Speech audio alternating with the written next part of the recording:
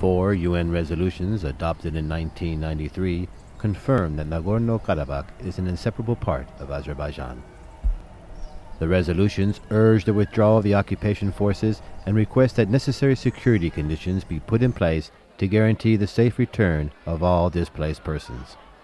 But Azerbaijani Deputy Prime Minister Ali Hasanov tells EFE that the so-called Minsk group, comprised of the United States, Russia, and France, and was formed to resolve the conflict, is moving at a snail's pace.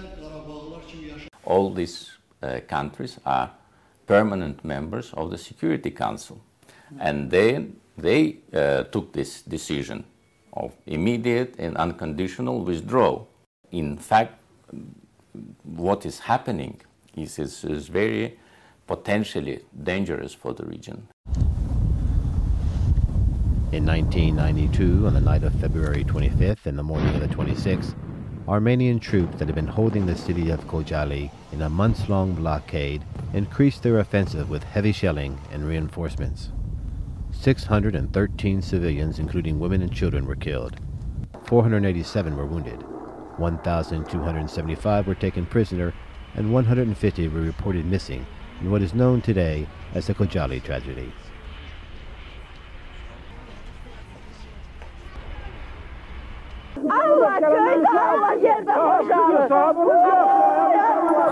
It's very painful subject.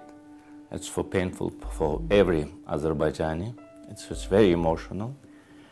And may I add that it's every 8 or 9 person in Azerbaijan are living under the status of refugee or displaced. It's about 2 million of refugees scattered in refugee camps, and for more than 20 years living in abnormal situation. The NGO Human Rights Watch analyzed the situation during the conflict and held that the killing of civilians cannot be justified under any circumstances. Improve their living conditions.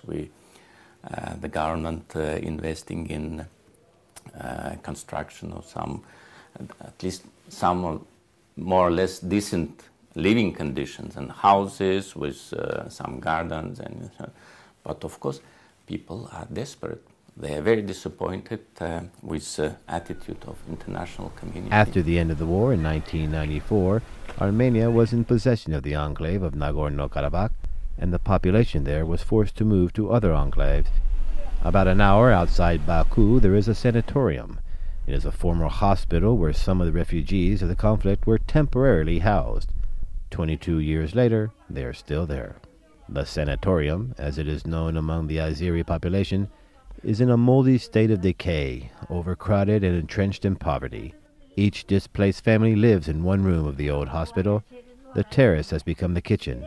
In the room, beds are piled high. During the night, 4 or 5 people share a small space. Kardeş bacı, o bir kardeşim 8 gülle yara salıb. Ne bilim, əziyyətlərimiz çox olubdu.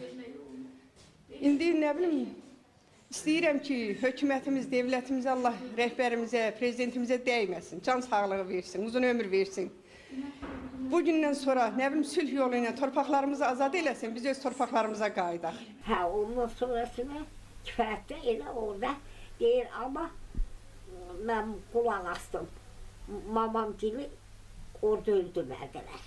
Gülləsini olmadılar. Nə bilim, deyilənlə öldürdülərsə, səs çıxmadı.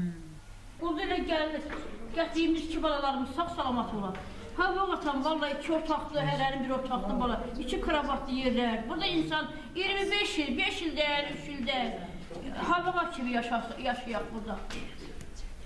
Biz də istəyirik ki, bir insan kimi bizə də bir yaşayış elə ki, yaratsınlar biz də biz. Bu uşağı biz elə cəhənnəm, bu uşaqların gələcəyi lazımdır, elə gələcəyin əskərləri də hamısı. Young new generation is growing with the status of refugee, and so can you imagine what they will be, and this is really people who are still looking for comprehension, international comprehension, expecting for better understanding, and support from international community. But Fitur 2014 was a blow to the rights and feelings of the Azeris. A recent incident that we had in Madrid, which provoked a very strong emotional reaction in Baku. How that could be possible that this happened in Spain? And what I'm saying is it's during Fitur, this exhibition on international tourism, Nagorno-Karabakh had a separate pavilion. This is not only immoral, it's not only irresponsible, this is illegal to promote occupied territories, which not belongs to you. It's territories of others. The country is, and you promote as a tourist destination. I think we are able and capable find a peaceful solution and live together, but we should make it clear that the point of departure for the solution of this resolution is inviolability of the borders, is territorial integrity and sovereignty of Azerbaijan. And we're saying so we are committed to peaceful resolution. We are committed and prepared to look after our citizens, be it of Armenian or other nationality regions. We have enough potential to provide decent living and prosperous development, but we cannot tolerate and will not compromise on losing any territories. We will not give up, never. After 22 years, living peacefully together is possible and desirable. Azerbaijan awaits the day.